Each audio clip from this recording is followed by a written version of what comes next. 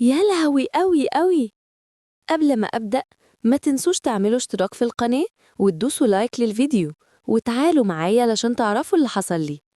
أنا اسمي حبيبة خالد، عندي 28 سنة. أنا متوسطة في كل حاجة، طولي متوسط، وجسمي كمان متوسط، وجمالي متوسط، يعني في كل حاجة حرفياً. الحكاية اللي أحكيها لكم دي حصلت من شهر تقريباً. الموضوع إن أنا عايشة لوحدي بعد وفاة مامتي وبابايا، ما عنديش حد بيسأل عليا ولا حد بيزورني. شقة طويلة عريضة فاضية، ومليش قرايب، ومش بشتغل، وما عنديش أصحاب حتى. أنا عايشة على معاش بابا وماما أصلاً، ومتجوزتش لأني لما بابا وماما كانوا عايشين كنت خايفة جداً أسيبهم وحدهم، واتأخرت في الجواز. بس الحمد لله كل حاجة اسمه ونصيب. الوحدة صعبة قوي، وبالذات على الست. الحياة مختلفة، وبالذات لما الواحدة بتكبر وما بيكونش معاها حد. أنا ندمت إني ما اتجوزتش وعملت بيت وعيال. أنا عارفة إنه نصيب، بس برضو مش هنكر إنه في جزء مني كان نفسه أكون في حياة عادية زي أي ست.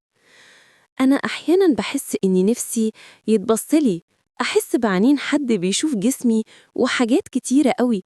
وأحياناً ببقى محتاجة حاجات وما عنديش حد يجيبها لي، أو حتى يسأل عني.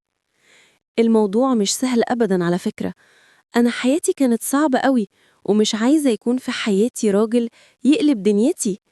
أنا برضو اتعودت على نوع من الحياة، أو يمكن بصبر نفسي، مش عارفة بالظبط. بصوا، اللي حصل من شهر إنه جارتي خبطت عليا وهي 26 سنة، وقالت لي: يا حبيبة، بصي، أنا عايزة أكلمك في موضوع، بس بلاش تبقي محرجة مني. لو مش عايزة يا بنتي خلاص، والموضوع كأني ما قلتش حاجة، وطبعا اللي يهمني علاقتنا الطيبة وكده. أنا استغربت كلامها شوية، ليه كل المقدمة دي؟ وأكدت لها إنه مستحيل حاجة تأثر على علاقتي بيها. قالت لي إن أختها عندها ابن.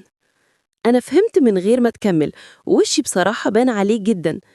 لكن هي طبطبت على يدي وقالت لي: بس انتي تخصني، لازم أعرفك كل حاجة. قلت لها: إيه يعني؟ مش معايا شقة؟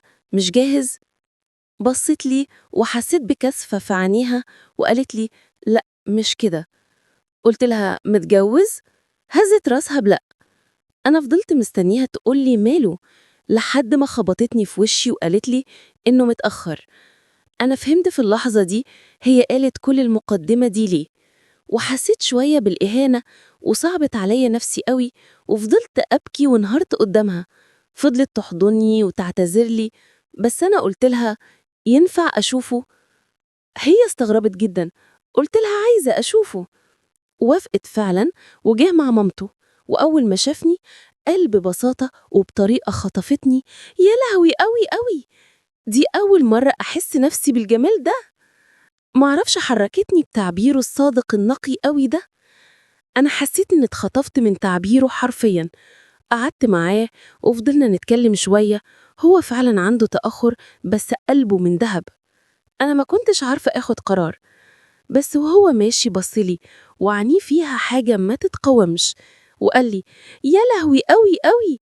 ابتسمت في خجل، وسمعت بيقول لمامته: جوزها لي، أنا حبيتها. مامته ما كانتش عارفة ترد، بس أنا رديت. قلت لها: هاتي المأذون دلوقتي. وفعلا اتجوزنا أنا وهو في نفس يوم مقابلتنا، من غير فرح، من غير دوشة. وجه في نفس اليوم يعيش معايا في شقتي. وكنت أسعد إنسانة وهو بيعبر عن سعادته معايا بطريقته البسيطة النقية، وهو بيشوفني وبيكتشفني، وهو بيحس بيا، وهو بيلمسني. انتوا مش هتتخيلوا قد إيه أنا سعيدة مع الراجل ده. ولو لفيت الدنيا ما كنتش هقابل حد زيه تاني أبداً. يمكن أنا ندمت إني لما عرفت اتضايقت. حقيقي الراجل ده أعظم معجزة حصلت لي، وبحمد ربنا عليه كل يوم.